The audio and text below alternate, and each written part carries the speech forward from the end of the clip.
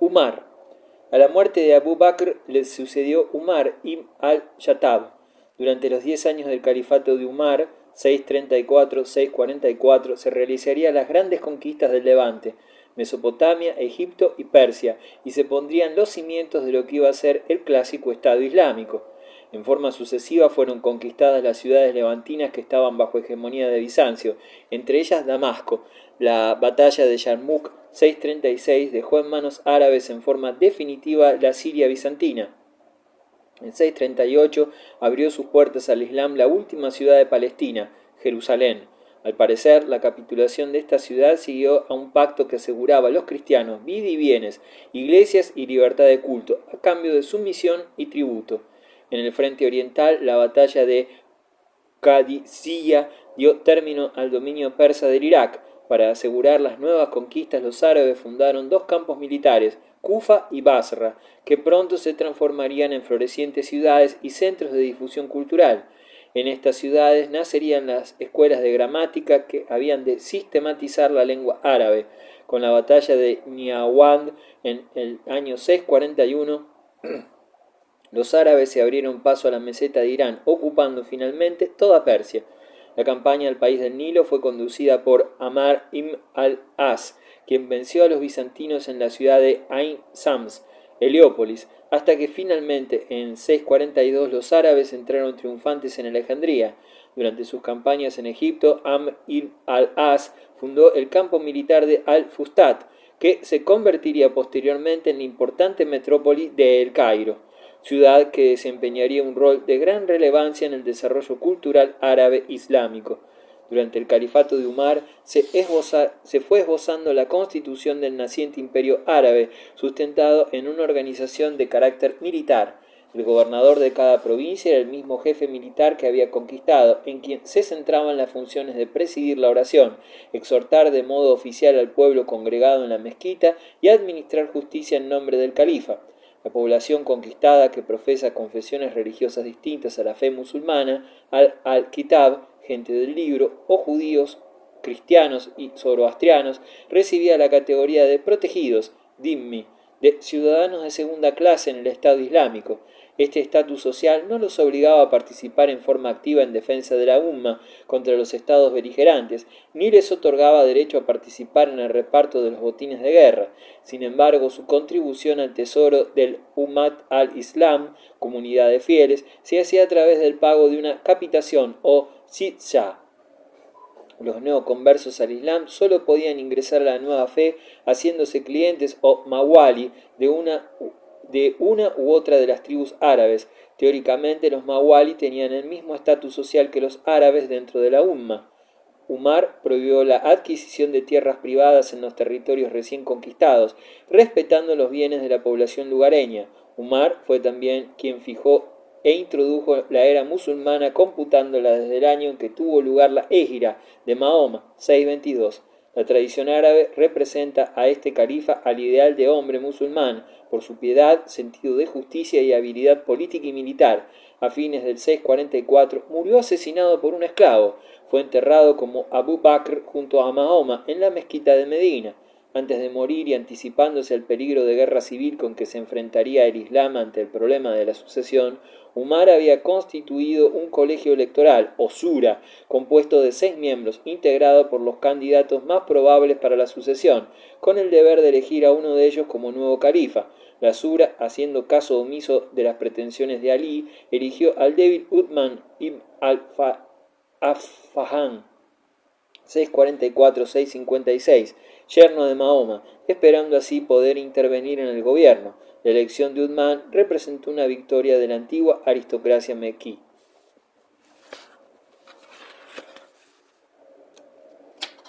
Uthman. La debilidad y el nepotismo de Uthman pusieron de manifiesto los resentimientos que durante cierto tiempo habían venido desarrollándose subterráneamente entre los árabes, situación que se agravaba al eludir con concesiones privadas la prohibición impuesta por Umar de adquirir tierras. De esta manera se fue abriendo camino a la gran propiedad y al capital. 3 de los miembros de la Sura, los más defraudados, Ali, Zubair y Ta'ala, trataron de persuadir al califa de que desistiera de su nepotismo en vista del general descontento en la comunidad islámica, pues como resultado de esta política los medinenses, los habitantes de Kufa y de Egipto, habían iniciado rebeliones. Asediado en su propia casa, murió asesinado. Uthman, sin que pudiera impedirlo, Naila, su mujer, quien posteriormente envió a Muawiyah, gobernador de Siria, la túnica ensangrentada del califa muerto, encomendándole vengar la muerte de su esposo. El hecho más significativo durante el gobierno de Uthman lo constituye la fijación y promulgación del texto sagrado alcoránico. A pesar de la inestabilidad política que caracteriza este periodo, la expansión del imperio no se detuvo. En el año 646 se llevaron a efecto incursiones en Cirenaica y al año siguiente en Capadocia y en Frigia. En 649 se produjo la primera expedición marítima musulmana con un desembarco en Chipre. 2 años después se completó la conquista de Persia Oriental. También se efectuaron operaciones terrestres en Armenia y en África septentrional hasta Ifriqiya, actual Túnez, pero fueron limitadas y cesaron prácticamente en el año 651. Las expediciones marítimas continuaron dirigidas por Muawiyah, gobernador de Siria, y Abd al-Alá ibn Sar. A la conquista de Chipre siguió una invasión de la costa siciliana. En 655 la flota árabe derrotó a la bizantina en las cercanías de la costa de Licia. Con ello comenzó la desaparición de la hegemonía bizantina en el mar Mediterráneo, abriéndose nuevos horizontes para el Islam, que empezó a prevalecer en el dominio de las rutas marítimas y a transformar las condiciones económicas de los países costeros. Al morir Uthman, asumió la conducción de la umma Ali ibn Abu Talib. Uthman había sido asesinado por un grupo de amotinados del ejército árabe de Egipto. El crimen marcó una crisis en la historia del Islam y a su vez debilitó en gran medida el prestigio moral y religioso del califa, al sentar un triste precedente. Si bien el crimen fue cometido por los rebeldes de Egipto, el centro de oposición más fuerte fue la misma Medina. Tala y Zubair, miembros de la aristocracia mequí, Aïsa, la viuda del profeta, y el general Amr ibn al-As, conquistador y gobernador de Egipto, que había sido recientemente sustituido por orden de Uthman, crearon centros de conspiración. Es posible que hayan participado en los acontecimientos conocidos por la tradición como Yawm al-Dar, el día de la caza. Alí fue proclamado en Medina como califa, pero al no ser reconocido por todos dio ocasión a la primera fitna o ruptura de la comunidad. Por una parte, el clan Omeya, con Muawiyah a la cabeza, reclamó el castigo de los asesinos, lo que Alí no pudo o no quiso conceder.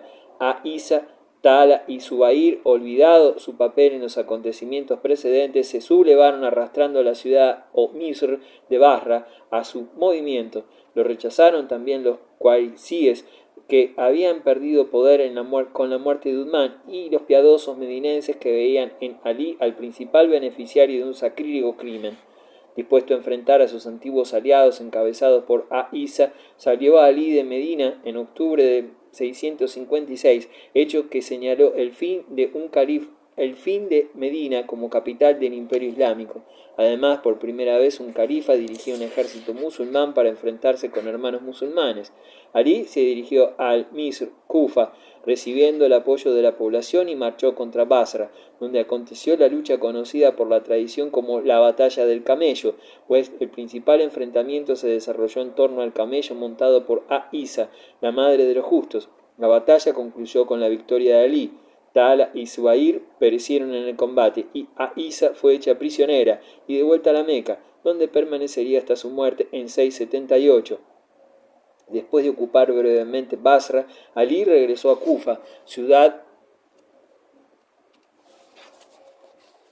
que hizo su capital.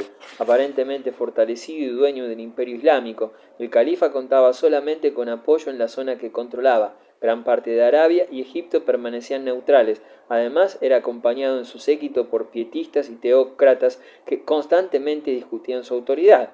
En Siria, Muawiyah ocupaba una sólida posición gobernando una provincia unida con autoridad centralizada y disponiendo de un buen ejército entrenado y disciplinado en las guerras de frontera contra los bizantinos. Muawiyah había permanecido neutral mientras Alí luchaba contra sus adversarios, pero después de la eliminación de estos demandó justicia por el asesinato de Uthman. Con esto no hacía más que actuar de acuerdo con la antigua costumbre árabe sancionada por el propio Alcorán. Sin reclamar pretensiones al califato, discutía el título de Alí, acusando de culpabilidad moral. Su primer movimiento fue rechazar al gobernador que envió a Alí para reemplazarlo, lo que obligó al califa a salir al mando de sus tropas. En la primavera del 657, los dos ejércitos se encontraron en Sifín, a orillas del Éufrates.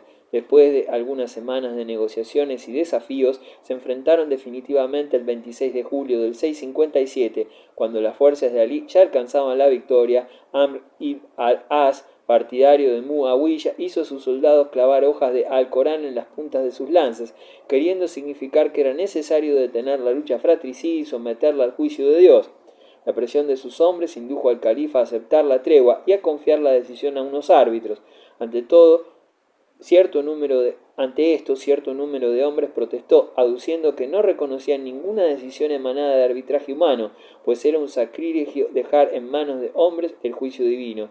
Mientras se realizaba el litigio, estos partidarios de Alí se aislaron de ambas partes y desde entonces recibieron el nombre de Jawarí, aquellos que se salieron, denominación que los identificará a lo largo de la historia. Con esto dieron origen al primer quiebre de la umma, perfilándose así los tres sectores que nacieron del cisma islámico: la Shia o partidarios de Alí, los Jawarí y aquellos que siguieron a Muawiyah conformaron la ortodoxia islámica o Sunna, en otras palabras, chiitas, jarichitas y sunitas. La aceptación del principio de arbitraje hizo perder a Alí sus prerrogativas de califa. Las sesiones se realizaron en Adra. Los árbitros, absolviendo a Uthman, fallaron contra Alí, lo que trajo consigo a las tropas de Muawiyah. Proclamaron a este como califa el año 658. Alí, antes de iniciar su campaña contra Muawiyah, consideró necesario reducir en primera instancia a los Jawarí, aplastándolos en Nahrawan, hecho sangriento que contribuyó a su descrédito y afianzó las pretensiones de Muawiyah. Finalmente, Alí fue asesinado en Kufa delante de la mezquita por un jarichita que vengaba la matanza de sus hermanos. Su muerte aseguró el triunfo de la familia Omeya. El califato Omeya, la pugna política interna. La ascensión al poder de Muawiyah, fundador de la dinastía Omeya, da inicio a una nueva etapa para la umma. Los historiadores árabes inmediatamente posteriores a la dinastía designan a este período como monarquía mulk, negándose a otorgar a los gobernantes omeyas el título de califas por haber secularizado el naciente imperio islámico, y señalan la reanudación del califato con el advenimiento abasí en 750. El nexo teocrático que había sustentado y mantenido unida a la umma durante los primeros califas ortodoxos, Abu Bakr y Omar, había sido destruido después del asesinato de Uthman y la guerra civil que siguió a este hecho. Al instaurarse la nueva dinastía, 661, se produjo el traslado de la capital imperial de Medina a Damasco, lo que significó la pérdida del poder para la oligarquía mequí y de la importancia política de Medina y la Meca, que solo conservaron su prestigio religioso, como cuna del Islam y centro de peregrinación de los santos lugares. Esto, sumado a la rápida expansión del imperio, al estado de semiautonomía que poseían las nuevas provincias, al descontento de los partidarios de Alí, que postulaban los derechos de él y de sus descendientes como legítimos sucesores del profeta Mahoma, y al problema jarichita, presentaba un complejo cuadro lleno de dificultades para la naciente administración omeya. El rol de Muawiyah, proclamado califa de Jerusalén en Jerusalén en 661, fue fundamental para el asentamiento de la dinastía. Su primera gran labor fue el restablecimiento de la unidad del imperio. Para ello inició un proceso de centralización gubernamental, ahora necesario si el naciente imperio había de sobrevivir. Este proceso suponía la adopción de varias medidas.